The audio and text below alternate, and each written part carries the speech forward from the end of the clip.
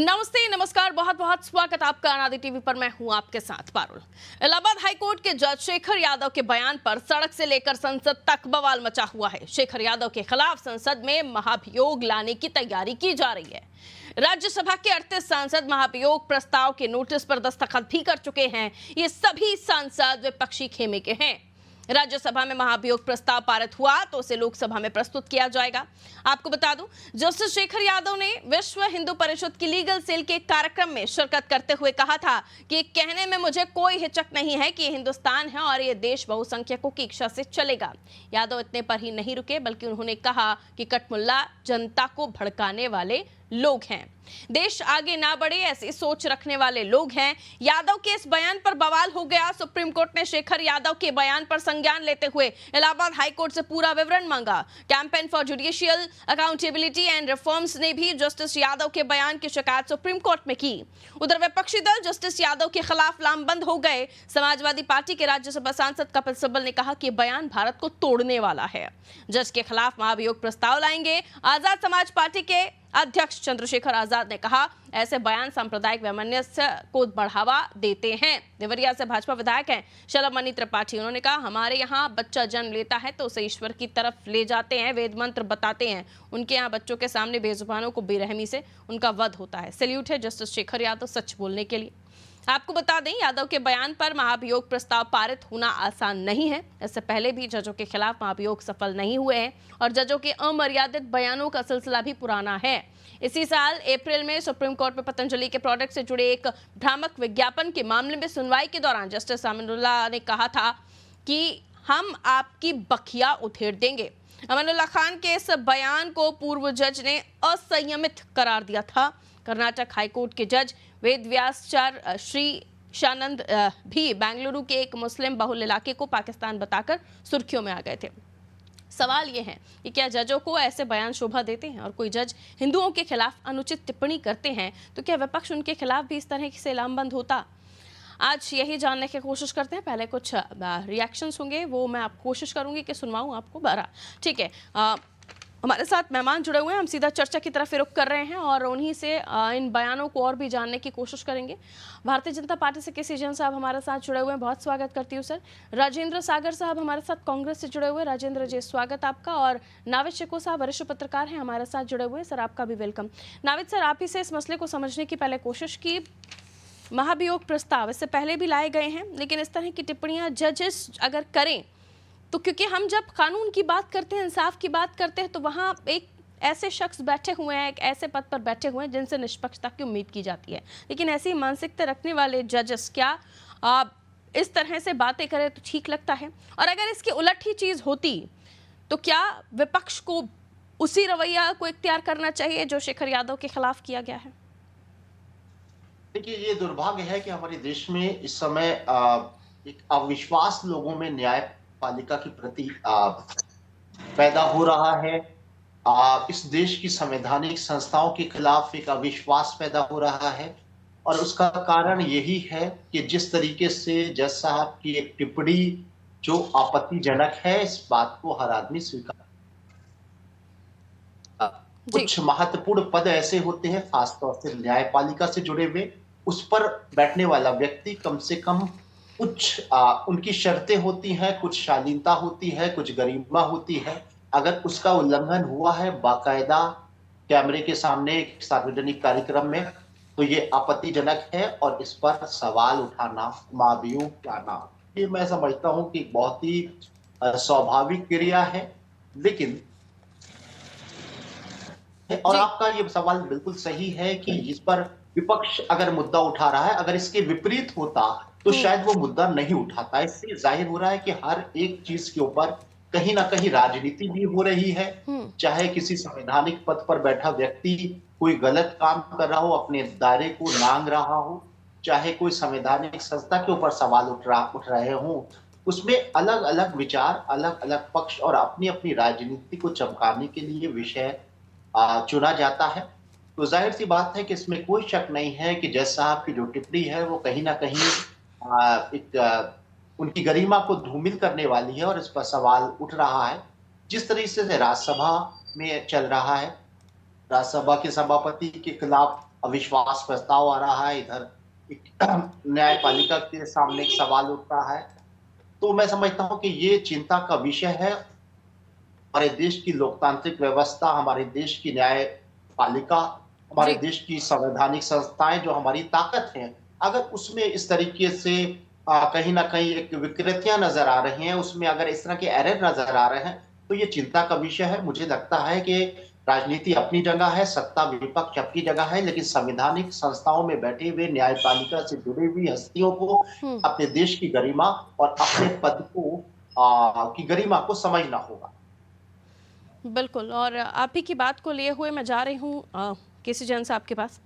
शलमन त्रिपाठी जी का बयान, जहाँ वो अपनी अपनी बात रखते हैं और वो कहते हैं सल्यूट है शेखर जी यादव जी को, जहाँ वो खुलकर अपनी बात कह पाए। क्या ये सही टिप्पणी थी केसी जैन साहब?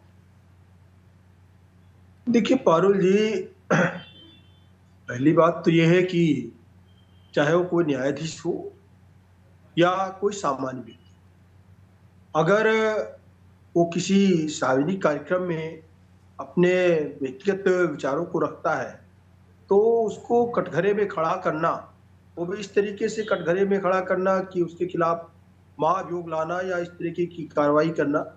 तो आपने भी अभी तमाम सारे और जस्टिस के बयान सुनाए, तब तो कोई तू-तू मैं नहीं हुई, तब तो कोई चीज़ नहीं सुनाई दी। यहाँ तक कहा गया कि बखिया उड़ेल देंगे, तब भी कोई उस तरीके की बातें नहीं है।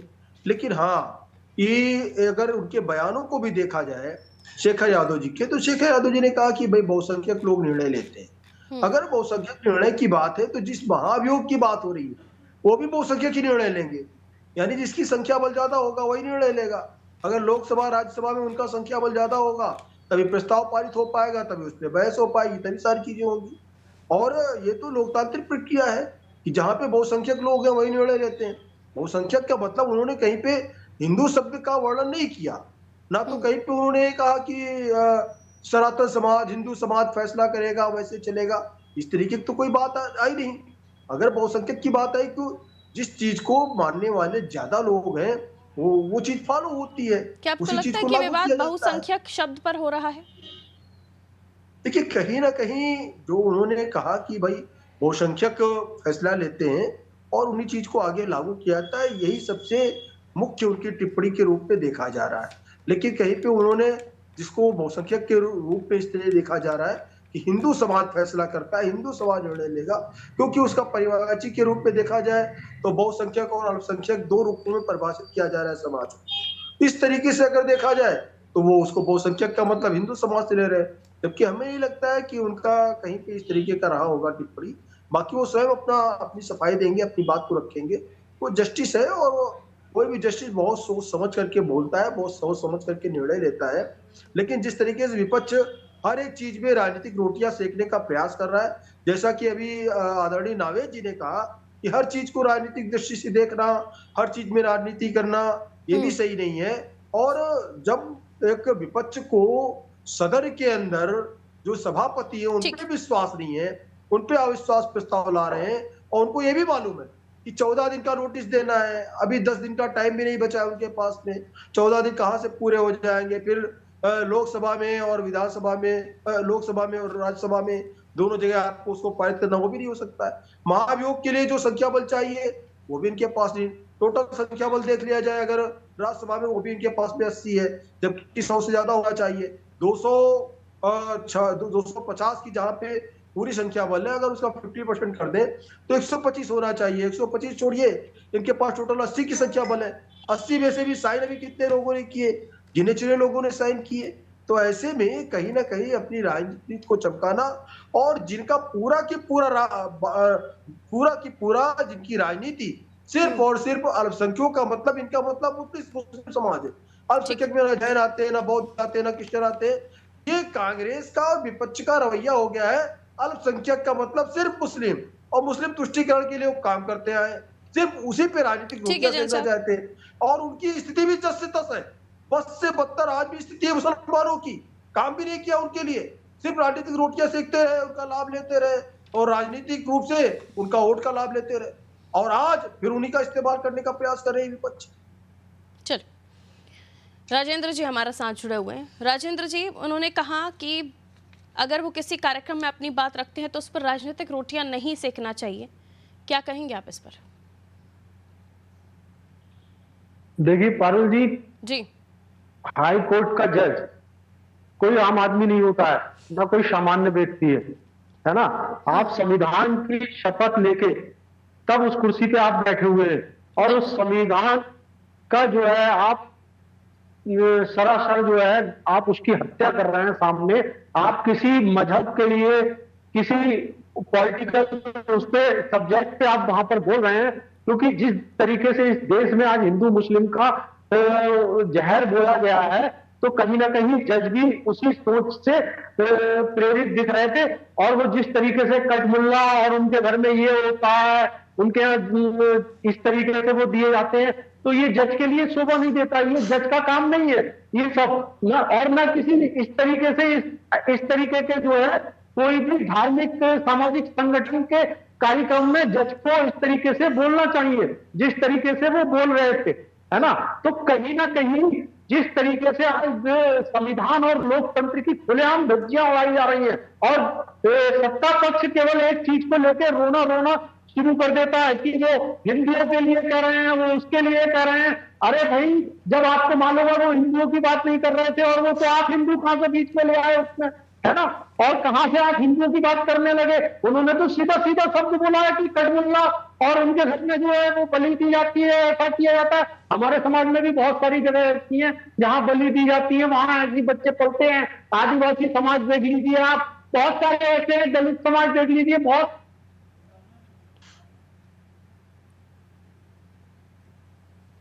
ठीक है, शायद नेटवर्क डिस्ट्रक्ट हुआ है, हम कोशिश करेंगे दोबारा राजेंद्र जी के पास जाएं। ये सही है कि तमाम जातियों से मिला हुआ, परंपराओं को मानने वाला ये देश और इस देश के रहने वाले नागरिक हैं। सबकी अपनी अपनी परंपराएं हैं, सबका अपना अपना तरीका है। लेकिन जब उन्होंने कहा तो वाकई उस पर इस कदर बवाल करना क्या ठीक है? क्योंकि इससे पहले भी कई जजों ने अलग अलग टिप्पणियां की हैं। महाभियोग प्रस्ताव उनके लिए नहीं लाया गया, इसलिए सवाल भी उठ रहा है कि क्यों इस पर राजनीति की जा रही है, और इसको इससे भी कनेक्ट किया जा रहा है। डीपी यादव जी, आवाज आ रही है तो प्लीज रिप्लाई कीजिए। जी आवाज आ रही है। बहुत स्वागत करती हूँ सपा का पक्ष रखने के लिए, आप हमारे साथ जुड़े हुए हैं।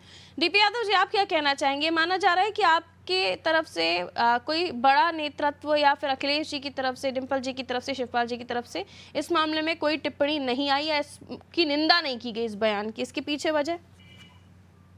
जी निश्चित रूप से देखिए, इस बयान की निंदा तो मैं करता हूं। जिस प्रकार से जज साहब ने एक जाकर के मीटिंग में एक कहीं ना कहीं जो कार्यक्रम चल रहा था और धर्म विशेष को लेकर के टिप्पणी किया है, वो कहीं ना कहीं दुखद है, दुर्भाग्यपूर्ण है और लोकतंत्र के लिए चिंताजनक भी है। देखिए पारुल जी, जिस न्याय व्यवस्था को सुचारू रूप से संचालित करने के लिए जजों के ऊपर जिम्मेदारी है, वो न्याय दें, ये जिम्मेदारी बनती है उनकी, तो वो उस न्याय व्यवस्था से ऊपर नहीं है। और कहीं ना कहीं एक आप जिम्मेदार पद पर रहते हुए इस प्रकार की अगर टिप्पणी करते हैं तो कोई भी इस देश का कोई भी व्यक्ति इस बात की निंदा ही करेगा, इस बात की तारीफ नहीं करेगा। और जज साहब के ऊपर जो महाभियोग आया है वो निश्चित रूप से आना ही चाहिए। और ऐसे लोगों को मैं तो कहता हूं एक गाइडलाइन बननी चाहिए कि आप कार्यक्रमों में जा करके एक जिम्मेदार पद पे बैठे हुए ऐसी टिप्पणी आप कैसे कर सकते हैं? आप बिल्कुल नहीं कर सकते हैं। अगर आपको जाना है ऐसे कार्यक्रमों को अटेंड करना है तो आप उस पद से त्यागपत्र दीजिए, छोड़िए उस पद को, जाइए, देखिए कोई बोलता है, कोई कुछ कहता है। बतौर जज आप जा रहे हैं, आप एक पद पर बैठे हुए हैं, संवैधानिक पद पर बैठे हुए हैं, और उसके बाद जाकर के ये टिप्पणी करते हैं, ये अशोभनीय है, ये बहुत चिंताजनक विषय है पारुल जी। इस बात को हल्के में नहीं लेना चाहिए। और मैं तो कहता हूं देश के समस्त निवासी सभी, चाहे वो जिस धर्म जाति संप्रदाय के हों, जज साहब के बयान की निंदा करें लोग, और जज साहब को कड़ी से कड़ी सजा दिलाने की मांग करें कि ऐसा भविष्य में कोई भी करने की जरूरत ना करे। मैंने कहा आपके जो बड़े नेता हैं, जिनमें अखिलेश जी का भी नाम लिया मैंने, डिम्पल जी का भी, शिवपाल जी का, इनकी तरफ से निंदा नहीं की गई, क्यों? नहीं देखिए, निश्चित रूप से जब समय आएगा तो वो बोलेंगे। समय कब आएगा? जरूर बताएंगे वो हमारे। अच्छा ठीक है, आपकी पार्टी के सांसदों में से कितने सांसदों ने इस महाभियोग प्रस्ताव के लिए दस्तखत किए हैं? देखिए मुझे इस तथ्य की जानकारी नहीं है, निश्चित रूप से इस पे मैं कह रहा हूं और जिम्मेदारी 38 सांसद हुए, 37 तो आपके यूपी में है। तो पूरे जी, तो मैं आपके तो सांसदों ने दस्तखत किए होंगे, ये तो हो नहीं सकता। मैं तो कह रहा हूँ सभी सांसदों को करना चाहिए और सभी सांसदों को कहीं ना कहीं बताना चाहिए कि ये जज जो जिम्मेदार पद पर बैठे हुए हैं उनको इस प्रकार से टिप्पणी नहीं करनी इससे पहले चाहिए। भी जजेस की अलग अलग तरह की टिप्पणी आई थी, जिसमें पतंजलि मामले में भी एक जज ने अपनी बात रखते हुए कहा था कि हम आपकी बखिया उधेड़ देंगे। इस तरह की टिप्पणियां भी आई हैं, ये भी गलत शब्द ही हैं मेरे हिसाब से। तो नहीं डीपी यादव जी? गलत जो है वो है पारुल जी। हाँ, तो ये महाभियोग प्रस्ताव लाने का अब आइडिया तब नहीं आया आप लोगों को? तो क्या इनकी तारीफ करनी चाहिए क्या, ये बताइए आप। मैं तो दोनों को ही गलत बोल रही हूँ ना, ये दोनों ही हाँ, तो अच्छे मैं नहीं बता रहा है। हूँ तो ना। फिर एक मामले मैं बता रहा हूँ, में अगर जो उस समय- आपका हाँ देखिए अगर उस समय चूक हो गई तो आप इसको जस्टिफाई नहीं कर सकती अच्छा, हैं। वो गलती हो गई आपसे कि निश्चित पिछली रूप बार से, हमें आपको ऐसा पता लगा चाहिए। और कि ये वो शायद आपको अच्छा अपने नहीं टीवी होगा। मैं ये भी कह रहा हूँ पारुल जी, एक कदम आप भी बढ़ाइए। आप अपने टीवी चैनल के माध्यम से भी इस बयान की मुखालफत करिए, उनकी निंदा करिए। मैं तो आपसे भी गुजारिश करता हूँ और मीडिया को भी चाहिए। मीडिया लोकतंत्र का चौथा स्तंभ है। सब आपका ही और काम कर लें। न्यायपालिका तीसरा स्तंभ होती है। हाँ, सब न्यायपालिका आपका ही तीसरा काम कर स्तंभ लें। होती है। जब न्यायपालिका वैसे भी इस तरह आपने का खुद ही व्यवहार कहा कि करने चूक लगेगी हो तो क्या जाती है, बचेगा भूल हो इससे? जाती है। तब भूल गए होंगे, अभी याद आ गया होगा। केसी जैन जी, साहब निश्चित कुछ कहना रूप से। चाहते हैं? केसी जैन साहब कह लें, नावेद साहब उसके बाद आपके पास आ रहे हैं। देखिए पारुल समझ जी, गई। समाजवादी पार्टी के साथ ही आ रही डीपी यादव बहुत साहब। बड़ी अरे वो बातें भी कर रहे यादव हैं। जी हैं, तमाम उनके सारे- पक्ष में तो खड़े हो जाइए। सीधे तौर पर पारुल अखिलेश जी जी खड़े नहीं हो रहे, वो भी यादव जी हैं, शेखर यादव जी। थोड़ा सा रुक जाइए। हाँ जी, कहिए केसी जैन साहब। देखिए पारुल जी, मिश्रा जी, अभी कुछ समय पहले रुकना होगा डीपी यादव जी। अभी डीपी यादव कुछ जी, समय- तू मैमे वाली बात समझ भी नहीं आती ना। नहीं थोड़ा सा नहीं रुक जाइए। अभी थोड़ा सा मैंने केसी जैन साहब अभी का नाम कुछ ले लिया ना, समय- मैंने नाम ले लिया उनका। पारुल जी, अभी कुछ समय पहले संभल मामले में जब संभल पर एक कोर्ट ने आदेश दिया सर्वे करने का, तो संभल मामले पर आदरणीय रामगोपाल यादव जी का बयान आता है, छोटे छोटे जज ऐसे वैसे फैसले दिया करते, ये सब इसीलिए बैठे हुए। यानी कि उस जुडिशरी को, उस न्यायपालिका को आप एक तरफ बैठ के गाली देने का काम करते हैं, और न्यायपालिका में दूसरी तरफ अगर कोई व्यक्ति, उसका अपना जीवन भी है, सार्वजनिक जीवन भी उसका है साथ साथ, और वो अगर किसी कार्यक्रम में कोई बात कहता है तो कहते हैं आप वो जस्टिस है, और फिर उन्होंने कौन सी ऐसी गलत बात कह दी? उन्होंने ये भी कहा कठपुतला गलत शब्द है, उन्होंने ये भी कहा कठपुतला गलत शब्द है, आप क्या बोलते और आप ये भूल गए इस समय अयोध्या का वैसे फैसला तो आया। उनका रिकॉर्ड देखिए तो केसी जैन साहब, उन्होंने जब भी इस तरह के मंचों पर जाकर कहा है। एक सेकंड डीपी यादव जी, कंटिन्यू मत बोलिए सर, कंटिन्यू मत बोलिए, मत बोलिए। सवाल मैं कर रही हूँ, मुझे सवाल करने दीजिए। रुक जाइए प्लीज, ऐसे डिबेट नहीं होती। आप वर्चुअल जुड़े हुए, रुक जाइए। करता है, तमाम ऐसे बयान देते हैं। अरे DP Yadav ji, please calm down. क्या क्या कुछ कहा, रुक जाइए जरा, रुकिए। डीपी यादव जी, मजबूरी में मुझे म्यूट करना पड़ेगा, फिर अच्छा नहीं लगता है ना। थोड़ा सा रुकना पड़ेगा, आपको भी खांसी आ रही है, सब्र करिए थोड़ा। केसी जैन साहब, वैसे कई सारे बयान हैं पुराने बैक में भी उनके, जिन्होंने अलग अलग मंचों पर जाकर उन्होंने कुछ ना कुछ ऐसा बोला है जो विवादित है। तो ये पहले से बोलते हुए चले आ रहे हैं, ये पहली बार नहीं है उनका इस तरह से बोलना। तो अगर वो बार बार इस तरह की बातें कर रहे हैं, और क्योंकि जाहिर सी बात है, इसको मानना पड़ेगा आपको, संवैधानिक पद पर विराजमान है और उसी की वजह से वो वहां पर संबोधित कर रहे थे। विश्व हिंदू परिषद के मंच पर कोई भी जाकर तो संबोधित नहीं करना शुरू कर देगा ना। बिल्कुल पारुल जी, लेकिन हवा व्यक्ति के अधिकार के नाम पर यहाँ पे लोगों ने क्या क्या कुछ नहीं कहा। मोदी जी को गालियां देने का काम किया, उनसे कहा बीजेपी के लोगों को कहा था, अरे शर्म आनी चाहिए, उनसे रंगे हुए कहाँ ले जा रहे हो देश और को, माननीय नेता कहाँ देश को ले जा रहे हो? शर्म आनी मुलायम चाहिए। सिंह यादव जी ने यहाँ तक कहा, अरे सुन लो भाई, बात सुन लो। मुलायम सिंह यादव जी ने यहाँ तक कहा, जब सुप्रीम कोर्ट का निर्णय आया, संविधान को मडियामेट करे। एक सेकंड राजेंद्र जी आ रहे हैं, जब सुप्रीम कोर्ट का निर्णय आया, तो सुप्रीम कोर्ट के निर्णय पर उन्होंने कहा कि मुसलमान अपने को ठगा हुआ महसूस कर रहा है, ये फैसला गलत है, ये कोर्ट की अवहेलना नहीं है। ठीक है, किसी को ठगा हुआ महसूस कर रहा है, और विशेष के व्यक्ति को, लोगों को, वही काम समाजवादी पार्टी आज कर रही है। इनको सिर्फ अपनी वोटों की राजनीति सता रही है। ठीक है, ये वोट विरोध भी कर पॉलिटिक्स रहे है हैं, ठीक है। केसी जैन साहब, लंबा वक्त ले लिया। नावेद साहब, वोट पॉलिटिक्स है ये पूरी तरीके से शुद्ध रूप से, क्योंकि हम देख रहे हैं जो अलग अलग घटनाक्रम सामने आ रहे हैं। संभल का भी सामने आया, तब भी हमने देखा, और उसके पहले भी इस बार जब उपचुनाव हुए, इससे पहले तो पूरा पीडीएफ फॉर्मूला दिख रहा था, लेकिन आते आते एमवाई पॉलिटिक्स दिखने लगी उपचुनाव में, और अभी भी वही समीकरण दिख रहा है समाजवादी पार्टी का। आपको क्या लगता है, क्योंकि कोई भी बड़े नेता का समाजवादी पार्टी का बयान नहीं आ रहा है, दोबारा एमवाई फॉर्मूले पर जा रही है समाजवादी पार्टी इस घटनाक्रम के बाद, ये बयान जो सामने आ रहे हैं? नावेद साहब, देखिए, यहाँ लोकतंत्र है और लोकतंत्र में वोट पॉलिटिक्स होगी और मुद्दों पर राजनीति होगी। पक्ष भी करेगा, विपक्ष भी करेगा। हर आदमी, हर पक्ष, हर राजनीतिक दल अपने अपने फायदे के मुद्दों को भुनाने की कोशिश करता है। जिस तरीके से महाभियोग का जिक्र हो रहा है, जिस तरीके से अविश्वास प्रस्ताव का जिक्र हो रहा है, जिस तरीके से अलग अलग राजनीतिक दल अलग अलग मुद्दों की राजनीति करके अपना फायदा पहुंचाने की कोशिश कर रहे हैं, ये हमेशा से होता रहा। जहां तक कि न्याय,